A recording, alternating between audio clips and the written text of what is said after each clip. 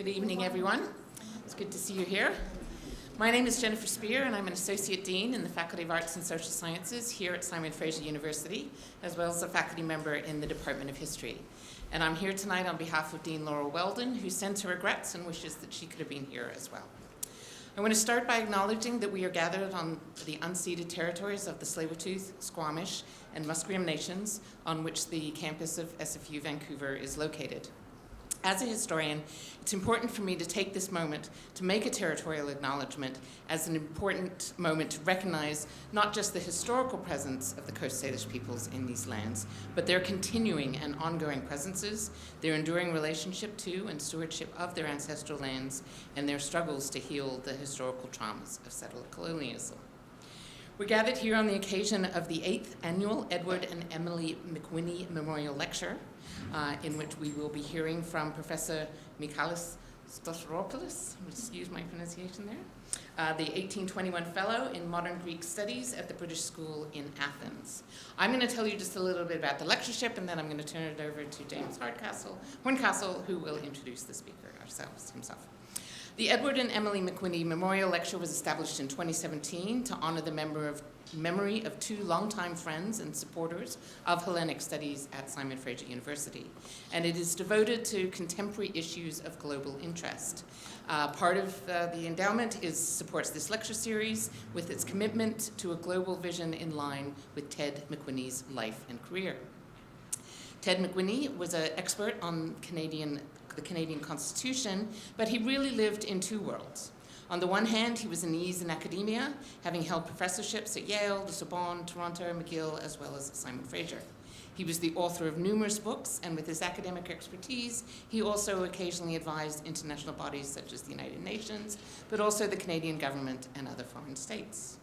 But he was also actively engaged in public affairs, and indeed in the 1990s he served 2 terms as a member of Parliament and also as parliamentary secretary. Both Edward and his wife Emily were committed to academic excellence and public service, and tonight's event is now part of a well-established lecture series, along with the McWhinney Professorship housed in the Department of Global Humanities, part of the couple's legacy at SFU. Tonight's lecture is organized by the Stavros Narcos Foundation Center for Hellenic Studies, which supports public discussion of topics that animated the McWhinney's professional and intellectual lives. The SNF Center for Hellenic Studies was founded in 2011 with a generous grant from the Stavros Niarchos Foundation, and it is a research center at SFU committed to supporting research of both faculty and students on issues that are related to the history and culture of Greece and the Greek world broadly defined. The faculty and staff of Hellenic Studies look to Hellenism as a global product and in a way are well situated in a global city like Vancouver in their quest for creative ways to study their subject. The SNF Center for Hellenic Studies and its faculty are housed within the Faculty of Arts and Social Sciences and work closely with the Department of Humanities, where most of its affiliated faculty teach. On behalf of the Faculty of Arts and Social Sciences and on behalf of Dean Weldon, I would like to thank you all for attending today's lecture, and I'm now going to invite Dr. James Horncastle, the holder of the Edward and Emily McWhinney Professorship in International Relations, to the stage to introduce the speaker. Thank you. Dear friends of Hellenic Studies, friends of Greece, its culture, and history. As the Edward and Emily McWhinney Professor in International Relations, I am thrilled to be greeting you here to contemplate with our speaker the specific and focused topic of Greek politics and liberalism in the 19th century, a topic that has particular significance in today's age of populism. Before we get to our talk, however, a few words on the center, the speaker series, and Professor Sotiropoulos. Now, those of you who have been with us and have followed the activities of the SNF Center for Hellenic Studies for the 13 years of its existence will know that these types of topics are very much of interest to our community of Hellenists and our audiences. We have, over the years, sought to tackle them by way of 2 main avenues. On the one hand, we organize an always fresh academic speaker series at SFU up on Burnaby Mountain. This series is mostly attended by colleagues and students, though I must say they are open to the community and have been more widely followed with the advent of Zoom during the pandemic. Our seminars are buttressed by select wider audience events, such as the one we are all attending today. Over the years, our McWhinney talks have hosted Lukas Zoukalis from the University of Athens and Eliomet, Dimitris Papadimitriou from the University of Manchester, Aris Mironas from George Washington University's Elliott School of International Affairs, Roman Yerodimos, Professor of Global Current Affairs at Bournemouth University, Stathis Kalivas, the Gladstone Professor of Government at the Department of Politics and International Relations at the University of Oxford, and Elizabeth Prodromou, a professor in the International Studies program at Boston College. Our previous speakers came to us in the, in many ways, transformative era of the post-2008 financial crisis. On each occasion, they sought to engage with aspects of the Greek experience in European institutional and global contexts, but also with questions of charisma, the practice of politics, and even very current in today's Russia-inflected conflict, the question of relevance of the West in liberalism. The Center has also, however, engaged with politics directly. We do not believe that academia is a space for detachment, isolation from politics. The word is, after all, Greek, and is hardwired on the Greek cultural DNA. Thus, over the years, you have had the opportunity to follow talks by Theodoros Bengalos from the once dominant PASOK party, Kyriakos Mitsotakis, before he became leader of New Democracy, a testament to Andrei Yerodomatos' political acumen, but also Yorios Stathakis and Yanis Milios from Syriza before they came to power. On each occasion, we sought to expose our Vancouver audience to perspectives from established and emerging politicians who had or would at some point play a role in shaping affairs in Greece. Today, however, we pivot back to academic reflection by way of someone who has carved for himself an important role in examining the history of Greece and showing its linkages to broader intellectual, political, and historical trends, Mihalis Sotiropoulos. Mihalis Sotiropoulos is currently the 1828 Fellow in Modern Greek Studies at the British School of Athens, where he's leading the research program Unpublished Archives of British Philhellenism during the Greek Revolution, 1821 through 1832, a program that the BSA has co-organized with the National Library of Greece and which is generally supported by the Stavros Niarchos Foundation. Mihalis may be a historian, but he did not start as one. He actually studied first political science at the University of Athens, before turning to history, initially at the University of York, and then the School of Advanced Studies in Paris, and the University of London, where he was awarded his PhD. He has taught or worked as a researcher at the Universities of London, Oxford, Athens, Thrace, and Princeton University. His research focuses on the history of modern Greek world, with a special emphasis on intellectual global history in the age of revolutions, and the history of political practices during the long 19th century more generally. His studies have been published in several fora and in different languages, while his monograph, Liberalism After the Revolution, the Intellectual Foundations of the Greek State, circa 1830 through 1880, was recently published by Cambridge University Press. He is currently editing a volume entitled Philhellenism and the Greek Revolution of 1821, Towards a Global History, which will be published shortly. Last but not least, in October 2024, Mihalis will join the University of Edinburgh as a lecturer in modern Greek studies, a new position that was made possible thanks to the generous support of the Aventis Foundation. Please join me in welcoming my timer, because as someone working in a British institution, time is very important. So thank you, Jamie, very much for this kind introduction. And allow me to start today by saying how honored I feel to have been invited to give the 8th annual Edward and Emily McWhinney Memorial Lecture here at the Stavros Niarchos Foundation Center for Hellenic Studies of the SFU. The honor is still greater knowing the esteemed scholars, some of whom Jamie mentioned before in his opening remarks, who gave this prestigious lecture before me. I need to give special thanks also to Dimitris Kralis, both for the invitation, but also for the way he has welcomed me to my first ever visit to Vancouver. Special thanks also should go to the administrative staff here at the SFU and the Center for making the organization of this lecture so smooth.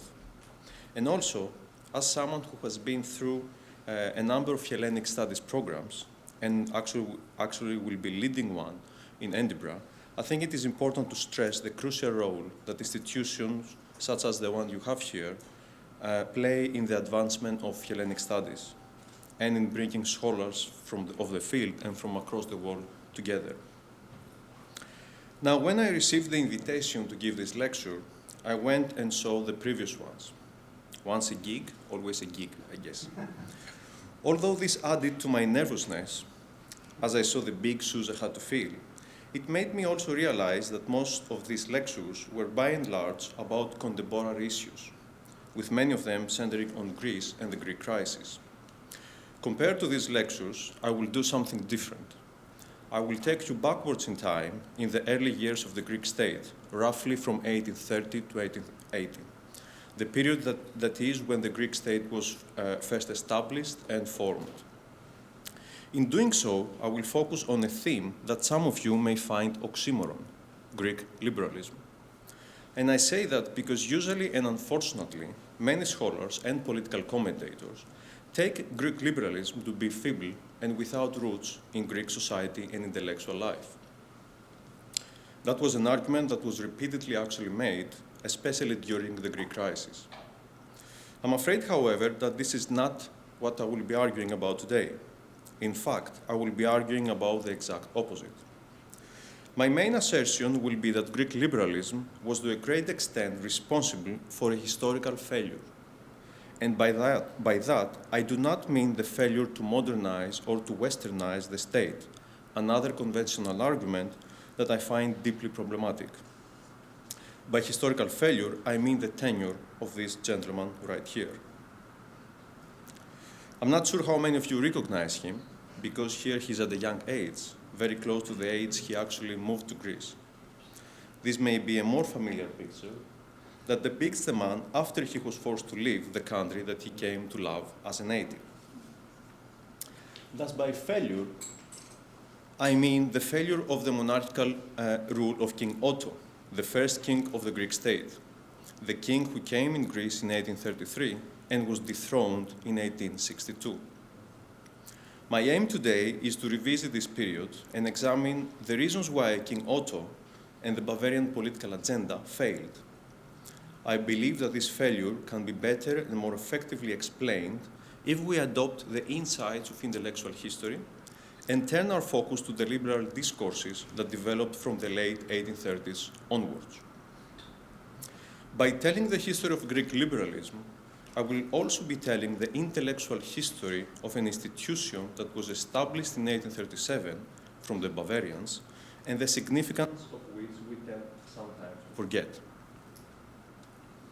By that, I mean the University of Athens, an institution where the two most modern of freedoms, academic freedom and the freedom to speak truth to power, to recall George Orwell, were first developed in Greece. Freedoms which seem to me to be today under threat across the world. But before I get into the details, a little bit of historical context.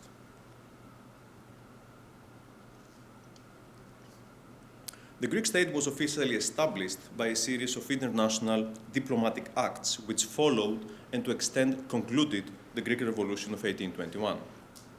One of these was a treaty signed in 1832 that recognized the Bavarian Prince Otto as the first incumbent of the Greek throne and sovereign of the state under the guarantee of the great powers.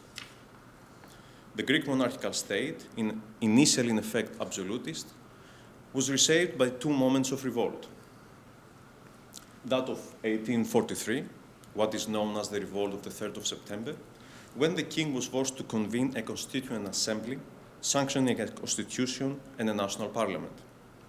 And second, that of 1862, when after a full-blown revolution, the king was forced to abdicate, opening the way for the election of a new king, Prince George or Georgios of Denmark, as king of the Greeks, of the Hellenes, and a new constitution, that of 1864. Modern Greek historiography has interpreted these developments in two ways. First, as inevitable steps towards democratization and the adoption of Western values.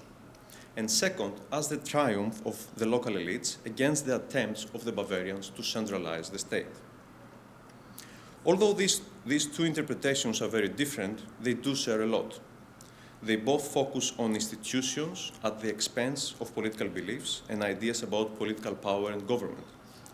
They also both treat political claims as merely instruments in the service of other motives, say, for example, of class or individual interests, and also constitutional and other public documents as supplying no evidence as to why people acted as they did. Today I will be taking a rather different point of departure. In doing so, I will be drawing on a book that came out last year. And yes, this is my book. As a self-advertisement, I guess. Now, what I have argued in the book, and what I will be arguing this evening, is that if we want to understand the political transformations of the period and the failure of the Bavarians, we need to combine an analysis of local and high politics with an assessment of a transformation of thought that took place from the 1840s onwards. The end result of this transformation was a reconfiguration of politics, and by that I mean a new thinking of what the state is, what it should do, and how the political community is to be organized. Responsible for these transformations, so I argue, was a corpus of liberal ideas that were articulated by an extraordinary group of legal scholars, whom I collectively will call the jurists, most of whom flocked to the Greek kingdom after its establishment. This group included scholars such as Pavlos Kaligas, Nikolaos Haripoulos, Petros Paparigopoulos, the brother of Konstantinos, for those who know about Greek history, Georgios Rallis, Marcos Renieris, Diomidis Kyriakos, and Ioannis Soutsos, to name but the most important, most of whom you can see on the slide. But who were these men? In fact, they had many things in common. Born within empires, and most of them, if not all of them, outside the space that was going eventually to become the Greek state, most were displaced on account of the outbreak of the Greek Revolution. They all had a wide life experience and education in numerous universities, such as Heidelberg, Berlin, Göttingen, Munich, Paris, Geneva, Bologna, to name but a few. An experience that was responsible for their remarkable cosmopolitan outlook, as well as for the eclecticism of their thought. Although they conversed with a number of schools of thought, they used them in their own way and for their own purposes. To say that the role of these scholars was important would be an understatement. Their multifarious professional activity is telling. There were at times lawyers, judges, including of the Supreme Court, ministers, prime ministers, novelists, poets, governors of banks, members and founders of associations, and of course, professors at the law school. I think this is a telling example of what my old professor, George Dertilis, used to call the polyergia of the Greeks. By concentrating on the thought and public action of these scholars, the lecture has three objectives. First, to understand the nature of Greek liberal thought and the different currents which were created in the process. Second, to demonstrate the role that these currents played in the legal and political transformations of the 1840s, 1860s, and in so doing, to show that the formation of the state was as much an intellectual process as it was an institutional one. By establishing the identity of this crucial liberal moment in Greek history, the third objective of the lecture is to show the extent to which the Greek case can stimulate the historiography of 19th-century liberalism. But before we get to the liberals, we need to appreciate how the Bavarians themselves understood the state and the monarchy.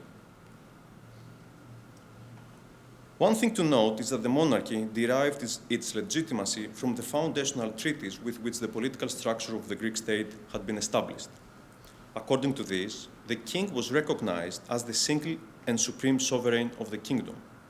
For the Bavarians, this meant that the monarch, in his own person, representing the Greek nation, and alone was capable of standing above particularistic interests and of expressing the nation's will. But what about the Bavarian view of the state? Scholars have recently shown that the Bavarian understanding of the state and the reform agenda were informed by the German technology of the police state, Polizeistaat. According to this, and we should not confuse the term as we understand it today, the state had two main objectives. Externally, to improve the position of the state vis-à-vis the other states, and internally, to foster order and the happiness or the well-being of the state and its population. These all were key terms in its political vocabulary. What is more, in this conception, the king was distinct from the institution of the state. Land was not patrimony of the dynasty, but state property, while the ruler received revenue as the supreme servant of the state. This way of thinking informed the two sets of reforms and civilizational projects that the Bavarians put into effect. One sought to inculcate the virtues of industriousness and productivity in the population and was implemented through various channels. One was, in fact, the University of Athens. That would prove to be a mistake. The other consisted in consolidating the state as the sole source of political power. Hence, the focus of the Bavarians in organizing and controlling the military forces, in setting up an educational system, in establishing a state church, in redrawing the administrative map of the country, and in introducing a new justice system. The drafting and enactment of 4 legal codes, all between 1833 and 1835, less than 2 years, was a key part of this last project, and of the authorities' attempt to subject people to a uniform law. This the Bavarians saw as crucial for gaining legitimacy, ensuring legal security, and enhancing the political unification of the state. But how did the Greek jurists view these Bavarian policies? In fact, initially, they fully endorsed them, as evidenced by their publications and their institutional roles in the bar, the bench, and the university. This consensus, however, was not to last. The first crack came in 1837, when the most controversial issue in European legal affairs came to the fore, the drafting of a civil code. To cut a long story short, the reaction came when the Bavarians stated their willingness to adopt the French civil code, the Code Civil. This provoked a debate on codification. Historians have seen the debate as an indication of the rise of political romanticism and of the conservative and nationalistic turn of Greek society. But this is too limited a view, as these battles over codification were global in nature. In Greece, this was the moment when 2 of the most important jurists and intellectuals of the 19th century would make their first appearance in public letters, Marcos Renieris and Pavlos Kaligas. Renieris on the left, Kaligas on the right. Renieris was born in Trieste and Kaligas in Smyrna. They both studied in some of the best European universities, Renieris in Padova, Kaligas in Heidelberg, Geneva, and Berlin, among others. They also both went to Greece around the mid-1830s and followed illustrious and somewhat similar careers. Lawyers, judges, law professors, government ministers, founders of associations, clubs, and journals, such as the Parnassos, the Spectateur de l'Orient, the Athens Club, Athinaiki Leschi, and so on and so forth. They also both became governors of the National Bank. Kaligas would come to take in subsequent years the unofficial title of the Doyen of Civil Law in Greece. By drawing on the German Historical School of Legal Science and approaching Greek law as a national local variant of that common European legal language, Roman law scholarship, both young scholars asked whether it was possible to legislate without taking into account the local historical context. For them, legal reforms were strongly associated with what Abbé Sieyès, during the French Revolution, had called a donation, a process that would forge national unity, make members of the nation to forget their differences, and tame centrifugal forces. Although such interventions would become more outspoken in the years to come, at this moment they had 2 implications. First, by speaking out, the jurists claimed a wide role as public intellectuals. Second, although they did not question monarchical rule as such, this was the first moment that an intellectual challenge to monarchical rule was formed. A challenge that took the form of a political language framed in terms of rights, the rule of law, the creation of consultative bodies, and of taking into account local conditions in policy reforms. This had a wider political effect as it informed the constitutional and anti-absolutist claims that were becoming prominent in the late 1830s. These claims were on the rise for several reasons. Reforms had halted, brigandage and local disorder abounded, and the standing army and police existed only on paper. But what was to be done? Criticisms against the monarchy drew, in fact, on the juridical discourse. A case in point is the blueprint for reforms which Alexandros Mavrokordatos submitted to the king in 1841. As King Otto refused to comply, the opposition found 2 allies in 2 novel monarchical institutions, the National Guard and the Council of State. the highest monarchical legal institution, which was composed of several jurists. When the Guard petitioned the king for a constitution in September 1843, the Council of State, in what was an unprecedented move at the time, published two so-called national acts, thereby claiming to represent the nation and accepting the claims of the revolutionaries to convoke a National Assembly and to draft a constitution. This is how we arrived at the convocation of the First National Assembly of 1843-44. How could we summarize the constitutional proceedings? What was made clear from the very beginning was that the aim of the Assembly was not to undermine the king or the monarchy, but to negotiate with him. Hence the proposition that the Constitution was a pact between the nation and the king. According to this pact, all sovereign power emanated from the monarch, who had extensive executive powers. At the same time, the Constitution divided legislative power between the king, the Chamber of Deputies, and the Senate. It thus satisfied some moderate liberal demands by adding political legitimacy to monarchical power, by guaranteeing basic civil and political liberties, and by introducing ministerial accountability and trial by jury. Although historians tend to downplay these changes, the establishment of elections and of two regularly meeting national chambers opened up new arenas of political activity and confrontation. This was the case especially after the late 1840s, as the economic situation of the country deteriorated. Public debt soared, an agricultural crisis hit, and the state was unable to meet its international financial obligations. There is a past in everything, in a way. In this atmosphere, the nature of the political order became a subject of heated discussions, which took increasingly a rather confrontational tone. And they were saturated with law. This was indeed the golden moment of Greek liberal jurisprudence. Two main liberal currents can be discerned: the elitist of the civil lawyers, or the Romanists, and the constitutionalist. Although they had many things in common, these currents diverged in the ways in which they thought about the sources and location of political power, the role of the monarchy, and the relationship between the state, society, and the individual.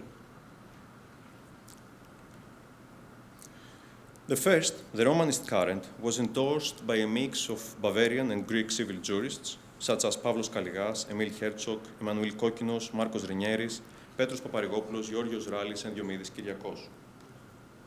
From the late 1840s, these extremely influential scholars would dominate the law school and the legislative committees. How can we explain the return to the historical school of law? Is it an indication of a conservative turn of Greek society, as part of historiography has it?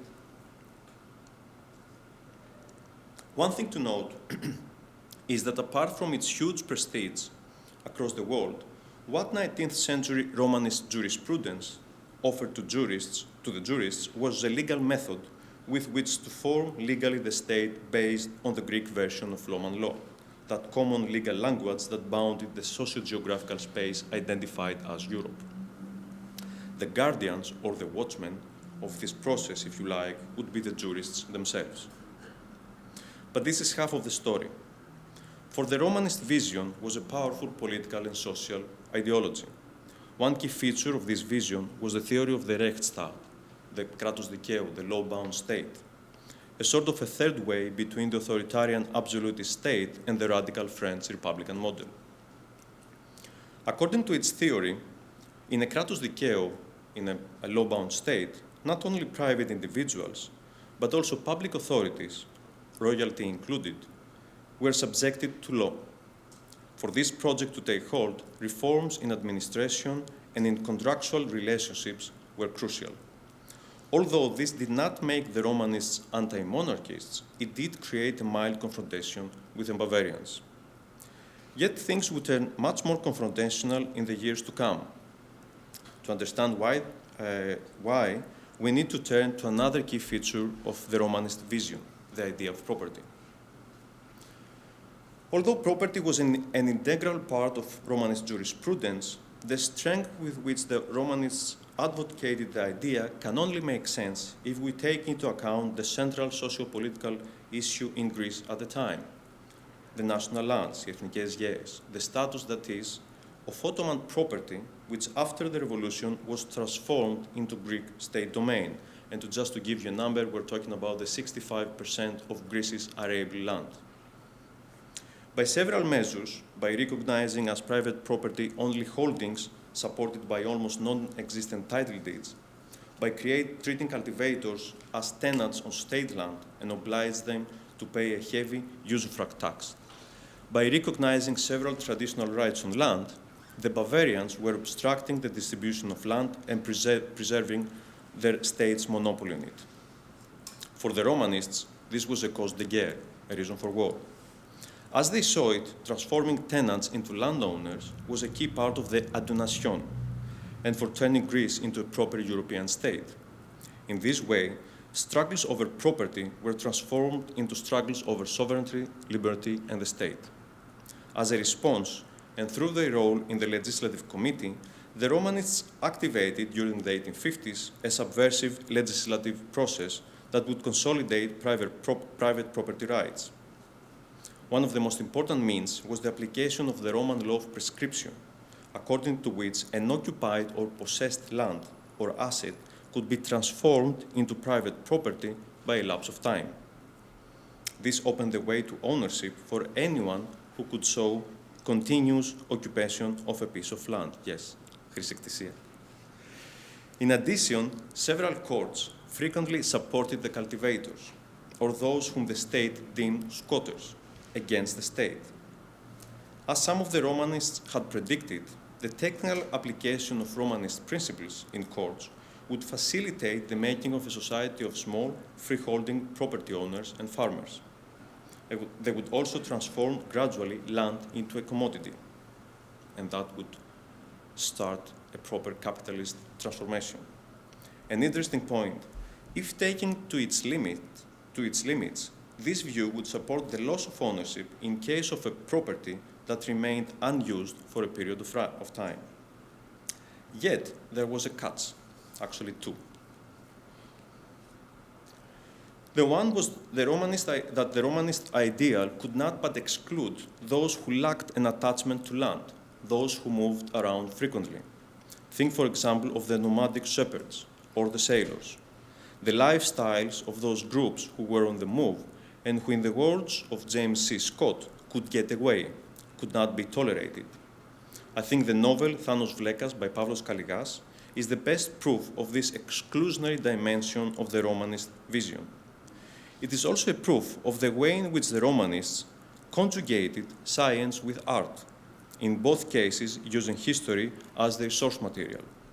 I'm not sure we have appreciated enough the role of jurisprudence in the making of modern historical culture. The second catch, being preoccupied with property reforms and contractual relationships, the Romanists were rarely concerned with comprehensive constitutional or political reforms. Their sort of individualistic vision never questioned the legitimacy of the monarchical state.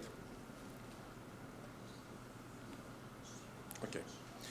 So this was what a different liberal current did, the constitutionalist. Articulated by scholars such as Ioannis Soutsos and Nikolaos Saripoulos, this current was much more attentive to the revolutionary tradition, employing explicitly political terms. Not only did this strand develop a more communitarian understanding of liberty, but it also introduced a different perception of what the state and the public institutions are, what they should do, and what their relationship with the individual should be. The intellectual tour de force behind this thinking was Nikolaos Saripoulos. Saripoulos was born in Cyprus, then moved to Italy, and studied finally in Paris. After moving to Greece, he became a lawyer and a judge, and then the first holder of the chairs of constitutional law and the law of nations at the University of Athens, and actually after invitation by Ioannis Koletis.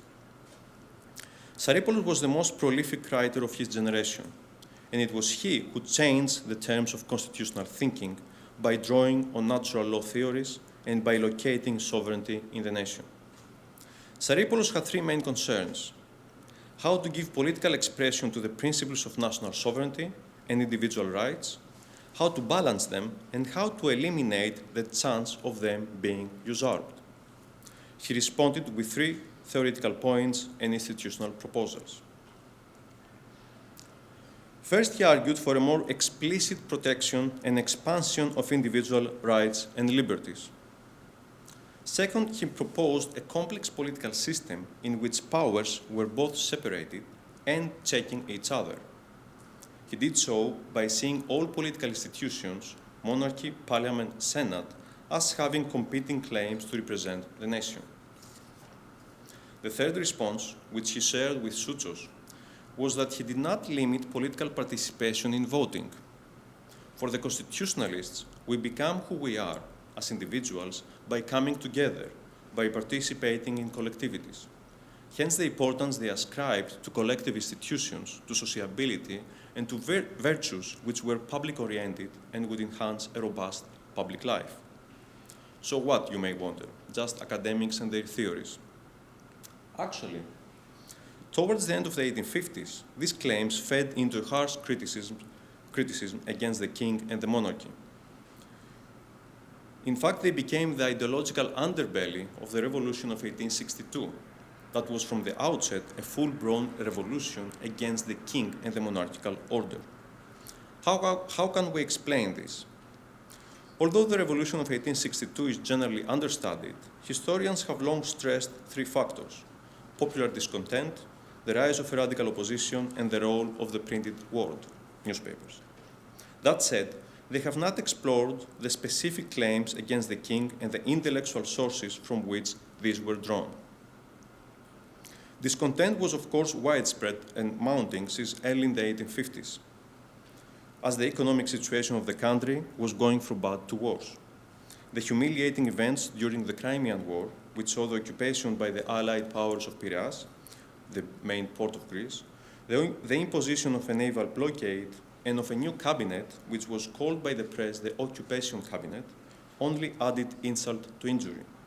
The imposition of financial control in 1859 was the icing on the cake. Again, everything has a history. In the eyes of many contemporaries, the jurists included, these challenges did not just undermine national prosperity. They also jeopardized the status of Greece as an independent state. As a result, they became more vocal in their criticisms against the monarchy. Things were further radicalized between 1859 and 1862 as discontent spread among the younger generations. Riots erupted, even an attempt at Queen Amalia's life was made, which nearly succeeded. And you can see Queen Amalia here on the right.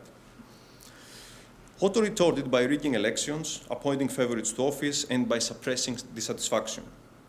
What ultimately made this a legitimacy crisis, and indeed gave the revolution its language, was the way in which the king's rule increasingly came to be seen as a usurpation of power. The king, so the opposition was saying, was unsettling the balance of the constitution and in so doing breaking the contract with the nation. There were 2 possible responses to this situation. One was to attempt to resettle the balance by way of a reform program. The other was to reconstitute completely the political order by breaking the pact with the nation, with the monarch. The failure of the first, that was attempted by the old and highly respectable Konstantinos Kanaris early in 1862, opened the way for the second. Things came to a head in October of 1862 with a series of revolts in the countryside. When Athens joined the revolt, the die was cast. By the end of the month, the king had been ousted and national elections for a constituent assembly called. But what was to be done? In fact, the jurists played a key role in shaping the outcome of these events. It was not just that the liberal discourse they had helped shape found its way into the revolutionary texts and the constitutional proceedings. There were also active participants in the events themselves, with Saripoulos actually playing a key role in drafting the revolutionary texts of the provisional government. If one looks at these texts, 2 things stand out. The one is the way the revolutionaries sought to justify legally the break from the king. This they did by referring to the injuries Otto had inflicted on the body politic, the apparent corruption of his monarchy, and the usurpation of the individual rights of the citizen. The other point is the very difficult balance the texts sought to strike. On the one hand, they sought to moderate the revolution by setting as its primary goal not the overthrow of the existing order, but just the election of a new king. On the other, they made a radical call to reset the political structure of the monarchy. By so doing, they laid the groundwork for the future constitutional debates. Most of the jurists were elected actually to the National Assembly and to the drafting committee. Some of them also held ministerial positions, while Saripoulos was the rapporteur of the constitutional draft. How can we summarize the changes brought about by this second constitutional process? One thing to note is that as Saripoulos envisioned, political power was transferred to the nation. This the National Assembly did with 5 moves. First, by justifying the overthrowing of the king as the outcome of the nation's collective will. We kick him out because the nation collectively said so. Second, by making the nation the sole author of the Constitution, while denying any role to the king in the drafting or revision process. Third, by nationalizing representation, something which is still the case in Greece to this day. Deputies were now expected to speak in the name of the nation as a whole and not in the name of their constituencies. Four, by constitutionalizing universal, direct, and secret suffrage, of course, excluding implicitly women. 5, by stipulating that the nation had the right, if not a duty, to resist in case the Constitution was usurped. This provision, that was meant to put checks on all powers, would have a long life. Some of you may remember the slogan, or know the slogan of 114, ένα-4, which corresponds to the constitutional article that specified this right to resistance, or duty to resistance. But then, they had to face the most tricky issue: how to ensure that this power of the nation will not collapse into a cascade of usurpations that would threaten both the nation and the rights of the citizens. They came up with 2 solutions. The first was by way of more carefully protecting rights, and mainly by expanding them. Hence, for example, the abolition of censorship, with some qualifications, of course, we may discuss them later, and the addition of the rights of assembly and association, with which the framers sought to expand the meaning of political participation. They also called future governments to proceed in a distribution of land. The other solution came via the king. Here things become even more tricky. One big change was that the king was now seen as an integral part of the nation, not an external entity with which the nation had a contract. But he still would have extensive powers. Why was that so? Because as the framers saw it, the way to avoid the usurpation of power was by putting more contestation to it.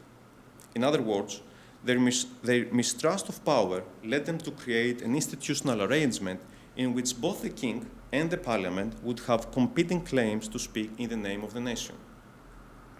This arrangement created, of course, tension between the 2 authorities. But my point is that the creation of this tension was deliberate. In what seems to me a very American moment of Greek constitutionalism, the point was that these 2 authorities that represented the nation would have to negotiate with each other for the good of the nation. This was in fact proven right in the first major political crisis that the new monarchy faced in 1874.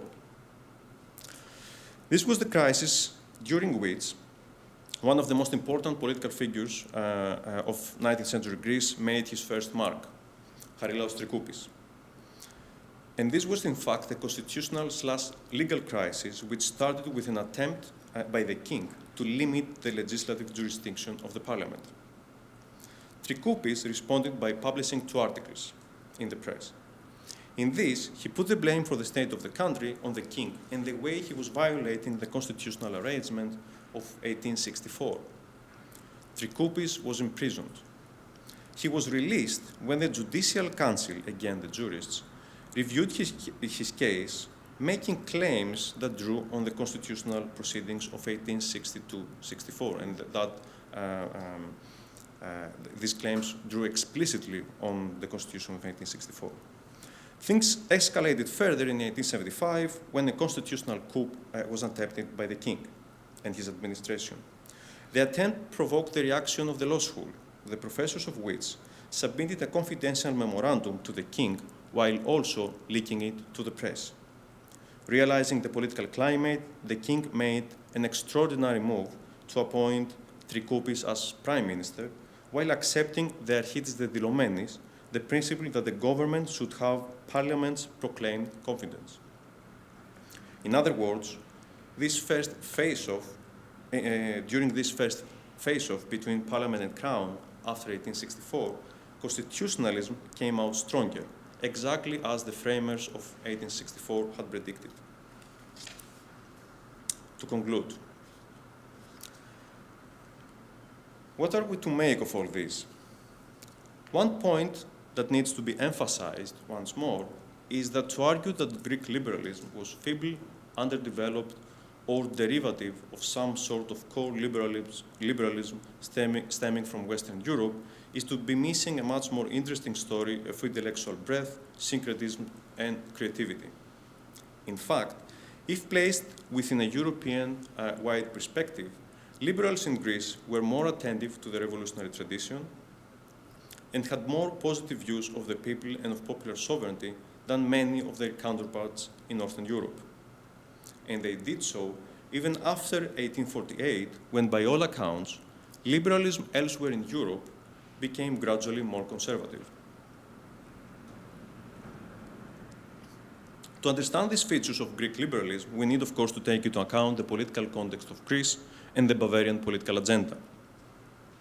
It was this latter that made the jurists transform liberalism into an alternative mode of statecraft that paved the way for the Iran Revolution of the 1860s. The Greek case thus puts to test the conventional association of liberalism with a mistrust of the state. In fact, in Greece, as elsewhere, and especially that goes for the colonies or the ex-colonies, where state building, establishing liberal institutions, and economic development were objectives that came together, liberalism was formed as a language of statehood. A language that was very active politically and strongly associated with public policy reforms and underpinned, eventually, the formation of the Greek state. This, I think, should act as a reminder to intellectual historians of the need to better link ideas to political practices and political change, something which some of us are reluctant to do, but also of the need to link ideas to the institutional sites in which they are formed. Hence, another emphasis of this talk, the key role that this major institution of modern liberty, the university, played in the Greek liberal story, and I'm sure it's the same elsewhere. But I think there is also a longer story to be said here, and of course to be explored further, because this liberal synthesis left a legacy in Greek political culture that goes well beyond the 19th century.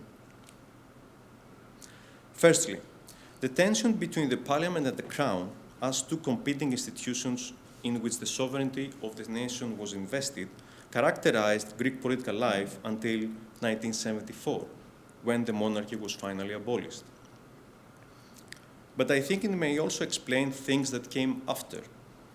Could, for example, the almost unchecked power of the executive in the Greek political system be the outcome of the sudden collapse of the tension I described here and of the move towards a system that concentrated authority in the parliament and eventually in the government? This is not, of course, to defend the monarchy, but it is to think about what I believe is a problem of the political system of the Metapolitevsi period, the golden jubilee of which we're celebrating this year, actually. It's the 50 years of the start of the Metapolitevsi. Second, the two liberal traditions I have been describing here had, I think, also a long life. One that probably reaches our own times, the present, with important adjustments, of course. The Romanist variety developed into what could be called a liberalism of the subject, an idiom that focuses on the individual and takes freedom to be a merely legal formal quality, and the goal of public policy to ensure individual prosperity. It's also an idiom that seeks to limit public office to the capacitaire, or to the experts. The other tradition has developed into a sort of communitarian liberalism that does not see society as an aggregate of individuals, but as members of an organic whole. This liberal current has a more substantive understanding of freedom, close to the Kantian notion of autonomy, and an agonistic view of politics, which is to be achieved through the public sphere and in particular through political action. I think we saw both these currents in action after 2008 and during the long Greek crisis. The second, especially strand, we saw it in the myriad of local cultural and political initiatives that took place, both the good and the bad ones. In closing, what all this means, from my perspective, is that ideas and what people carry in their heads do matter and do make a difference. To reduce this to a phenomena of socioeconomic structures is to make nonsense of the past and of the many things that people of the past thought about, wrote about, and actually did. I don't think, to put it bluntly, that we historians and social scientists more generally have got that right. Thank you for your patience.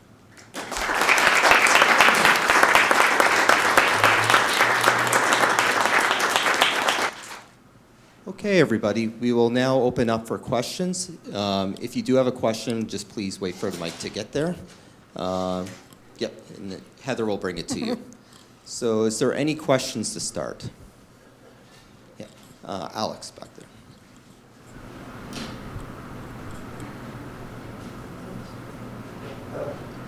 Can you hear me, right? Yeah. Yes. I live without a microphone, but okay. Yeah, thanks for this. This was very rich.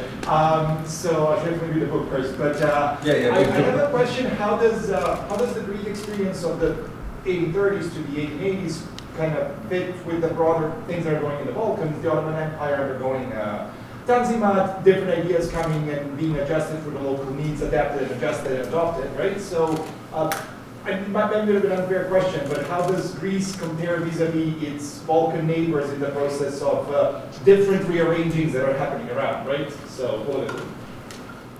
Can you hear me? Yes, you can. Actually, you just described my next project, or what I want to do for my next project, is exactly to bring all these cases together, because something that I also kind of touched upon this in the book. I think there is an issue of regional order here. So the case of Greece, as a state which was not clearly dependent, at least it was nominally dependent, but there were many forms of intervention of the great powers. That case was also the case in many other places in that region. So, and in all these cases in the Balkans, you have kind of similar processes of elites, and not just elites, but also new institutions being formed, trying to form institutions, to go from being state-like entities, many of them, think about Serbia, even Samos, places also which became part of the Greek state later on, but the Ionian Islands, Samos, Crete, trying to get institutions in order maybe to become independent states. So this is something that characterized the whole region, and also the Ottoman Empire itself. Just like you said, the Tanzimat. The problem that I find in the historiography, not for example in Ottoman historiography, is that usually we see changes in these state-like entities or the Ottoman Empire coming from abroad. And I think we have to switch the focus. And of course, what comes from abroad is important, but what is probably more important is the way that people in the states themselves, they take these ideas and they, kind of tweak some tweaks and adjust them and use them for their own purposes. And this is what I tried to do for the case of Greece, and this is what others, have to do for other cases, or at least maybe there is already work for these other cases. And I know that, for example, for Serbia, I know that there's and especially for also for the Ottoman Empire. And I think we have to bring them together because it's a common experience, and that could help also kind of resolve the tension that we see even today between these countries, because there is a common past, and therefore, it's difficult for historians always to intervene in these tensions, but we can see that there is a common past and then use it for kind of easing the tension that exists even today.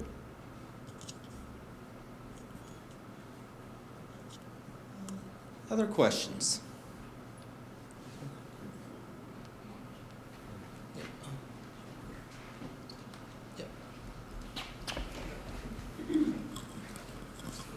Hi, I'm just wondering, was Otto doomed to fail, or was it just a few mistakes that he made that could have actually prevented him from being ousted? Tough question. I would immediately say that thinking that something or someone is doomed to fail is not historical. So, because it doesn't work that way. Now, if the question is whether he made mistakes, of course. I mean, the fact that he was dethroned and that he was kicked out, of course, means that he failed. It's as simple as that sometimes.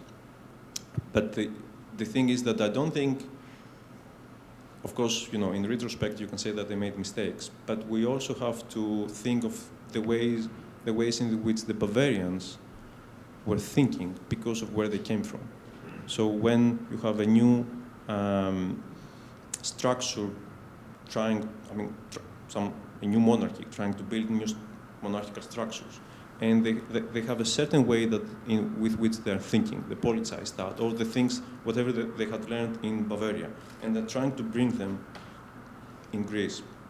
And that, in a way, is always the tragedy of imperialism, the tragedy, or a characteristic of imperialism. So they're trying to impose in a different country the things that they had learned in Bavaria. And that was, of course, a problem. That being said, they did, of course, at least at the beginning, they did a wonderful work. In the sense of, for example, codification, and the things that, especially with the work of Georg Maurer, who was one of the regents, because Otto came and he was underage, so there were 3 regents with him. And actually Maurer, I don't know if you know that, but he's someone with whom Karl Marx, was actually respected. He was also very critical of, because Marx was critical with everybody. But he had the utmost respect of Georg Maurer because he was a very known jurist at the time. So he was a very important member of the Regency, and they did some things, especially at the beginning, which were quite successful in the sense that they were actually implemented.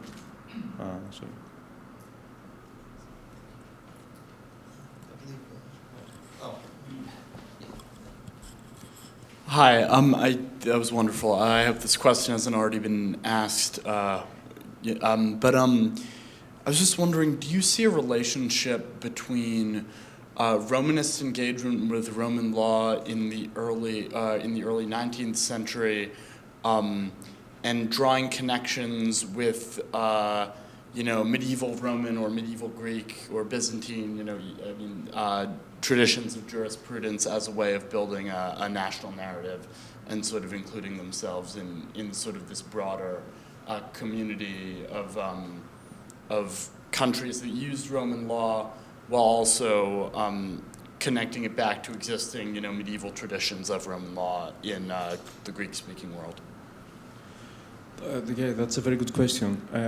So there was a kind of, I would call it a schizophrenic relationship between the Romanists and Byzantium.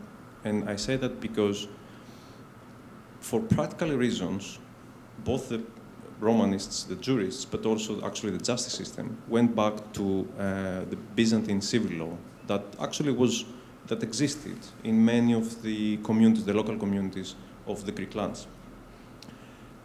What they were saying is that they needed to use this law for practical reasons because this is something that exists, so we have to use it. But the problem was for them, the way that they saw it, was that the Byzantine law that existed was a law of a decayed empire. So they had a very negative view, which is strange, and that was one of the findings, when I was doing my research, that I found quite surprising because I would expect like a respect for Byzantium. But that respect of Byzantium came later on, and not actually from the jurists. It came from the historians. But the jurists were saying, practical reasons, we have to use it. It's not the one that we have to use. In order to get to the version that we want, we need work. We need historical studies. This is what they actually started doing. After we do those studies, then we will end up by distilling the principles of, we will have like a corpus of historical studies, and then we will distill the principles of the Greek version of Roman law, that version of Roman law that was actually practiced in Greece. This is something that also the Bavarians tried to do, but not to the level that the Romanists wanted them to do. So there is this peculiar relationship with Byzantium, at least until the 1860s, 70s. Thank you so much. Just right here, Heather, there's a question. Oh, okay. I think it's also probably Oh, thank you. I noticed that the church they were rich at the time. They have lots of lands, and they still have lots of lands. And the country is not doing anything about it. I don't know how they end up with all these lands. Actually, they had much more than they do today. And one of the reasons why they have much less today is the Bavarians. So one thing that the Bavarians immediately did, when they now it's kind of complicated because that goes back to the Ottoman Empire. So the Vakufia, when they were transferred to the Greek state, so when we have a new state being built, so what the Bavarians did was actually first of all, they reduced the monasteries, like radically. If you see the numbers, I don't remember the numbers now, but it's like from thousands to hundreds. So, and they took that land because the monasteries and the Vakufia that were around, or at least those lands that were around and belonged to the monasteries, were stripped away from the monasteries, from not the church, because there was no church yet, but this is how, and then a church was created by the Bavarians. That took time, like 30 years, 20 years. And therefore, they kind of managed to reduce the amount of land that could be controlled by the state. The problem then was that this land was state property, which the Bavarians were not distributing to the cultivators. And that created tensions. That's what I tried to explain in the lecture, at least. But yeah, the church still has a lot of land, but much less than it could have. And much less, even comparatively speaking, with the Catholic Church.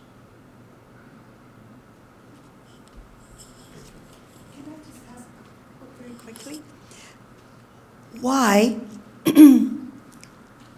was the king placed in Greece why was the monarchy brought to Greece and not made into, I guess, I don't know a lot of politics, but into a republic or something else? Why? Very good question. That should take us back to the revolution, actually, to the Greek Revolution. Now, the simplest answer usually is that, the great powers, they wanted a monarch that would come from their own brethren, like from the royal families of the royal European families. And that was a way to control the new state. And of course, there were disagreements, and the agreement between the powers was that they had to choose a king who was not a member of the three royal families of the great powers. That's why they went to the Bavarian. Now, the problem is that neglects the view of the Greeks themselves. So for the many Greeks at the time, think about the context. It's a revolution, there were 2 civil wars, actually a revolution that was not even won by the Greeks themselves. It was the great powers which intervened. So there were extreme tensions within Greece at the time and between different parts of what became Greece later. So for many Greeks, and when I say many Greeks, actually some of those whom we deem radicals were actually in support of that. were in support of having a king. Why? Because the king at the time, exactly what they did actually later on in 1864, was seen as that neutral power, like the American president, that power that actually dissolves the tensions that exist in a nation. So they wanted a king in order to, and a king actually not from Greece, because if you had a king from Greece, then the Peloponnesians would react if he was from Rumeli or the islands. The islands the same if from the Peloponnese, all these things. So they wanted someone from abroad, or at least not from within, and someone who would have the capital, the political capital to help Greece become an independent state.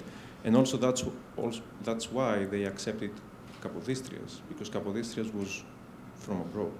He was from the islands, the Ionian Islands. So he was not from within especially these three regions that made up Greece, the Peloponnese, Rumeli, and the islands. So it was also an internal domestic claim to have it. I think there's a question, yeah, right over here. We'll bring over. You're making tough questions. Kind of a practical question. How did the jurists engage the villagers, the shepherds, et cetera, when they came up with these ideas to garner support? You said that there was the revolution, series of revolts in the countryside, and then Athens in 1862. How did that practically happen? How did they get their ideas out there to these people that I'm assuming for the most part were not educated, did not understand these things? How did that work in practice? I think in two ways. Via the university. So although of course the number of university students at the time was quite low, but as time went by, these numbers were actually accelerating. And one indication of that is that the resistance to King Otto, like the radical resistance, came from the first student generation, which was called at the time Golden Youth, Christi Neolea. And it was the first generation of students coming out of the university. So one way was in university. The other way was probably earlier in their careers via their work as judges. And many of them were actually local judges. So because they were young. So they went to Nafplio, to Syros, to different places and small towns where they actually became judges. Of course, that does not give you necessarily an access to the farmers, but because it's a new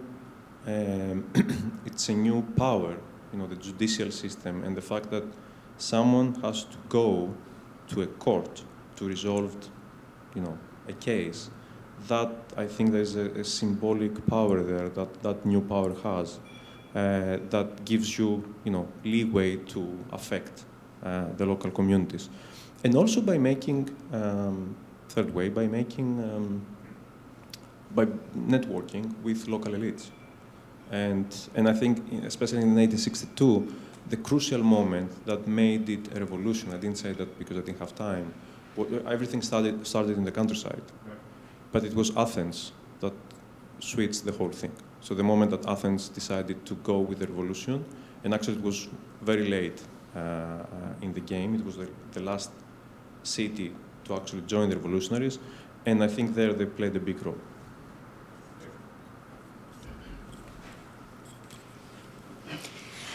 I was looking at the time period between 1830 and 1880, and you've done a fantastic job describing all the different political aspects, the turns, and the resistance, the rebellions. Was there any time throughout there where the economy actually improved because you had different provinces starting to come back to be unified with Greece, so the population would change every so often? Looking back, would there be a time where people actually said, we were good under, this leadership? I don't think so. But one problem is that, because this is a very good question, one problem is that we don't have, from an econometrics point of view, or from an old school economic history point of view, we still don't have clear numbers of the state of the countryside. Not the countryside, of the growth of the economy. And without proper statistics, it's actually difficult to understand. Now, what we have to do is to take the insights of social history and actually go and see how people felt that they were, how they felt that they were doing. That I may be missing something we haven't done. I think a problem here, probably you know that better than me, the problem here is that 19th century, especially in Greece, is not a very hot topic. And everybody has been studying the 20th century. And there's a lot to be done there. This is a call to students, since I have this, this opportunity now. There's a lot there to be done. Also to go and explore the world of the farmers, the sailors. I mean, with the sailors we have many new studies, but the most difficult to approach is always the farmer.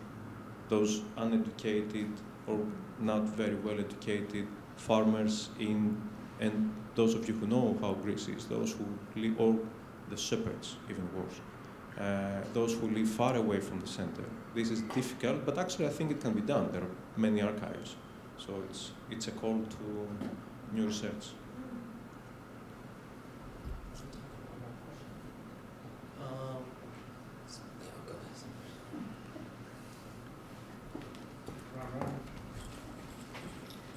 Thank you. Not an academic in the subject, but I really enjoyed your lecture and also the relationship between what happened in the 1800s and in modern Greece. I don't know if it's too much outside of your lecture, but I wonder if you mentioned a few elements around popularism as well as the king as a separate entity to the public or demos. So. Do you have any lessons that you can further share between individualism, capitalism, and the land management versus the public and how that has affected the modern Greece as a state? You know, it's always, sometimes historians, we have to justify what we're doing by saying, oh, well, it's relevant for today. And I was always quite reluctant to say that. But when the Troika, during the Greek crisis, one of the things that I was thinking about, and maybe implicitly it has gone in my analysis, now that I think back, like this is a psychoanalytic moment. I think that a huge problem was that the Troika was this, the three institutions, European institutions that had been involved in the Greek crisis, so they were kind of proposing or imposing, it depends on how one views the issue, some measures, policy reforms to the Greek government. And I think one of the problems was that they were not taking into account local conditions, like the Greek conditions. For example, there's no land register, right?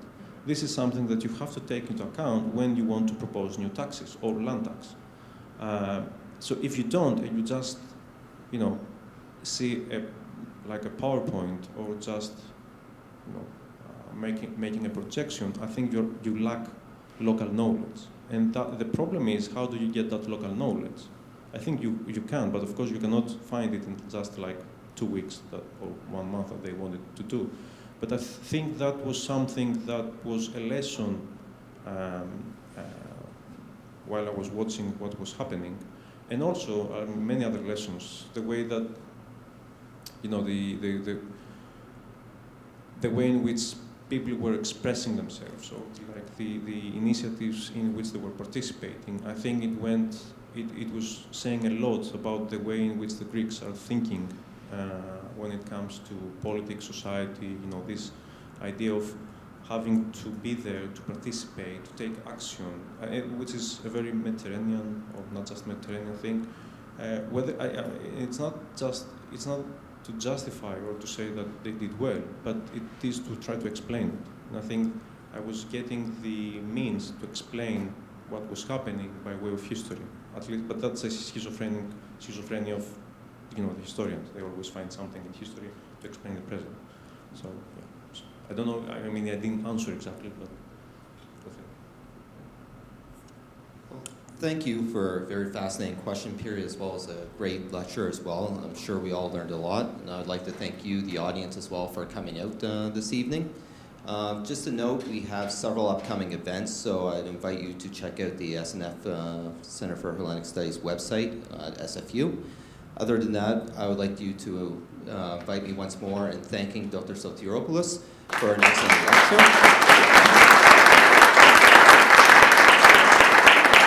And we will be having a small reception outside as well. Thank you.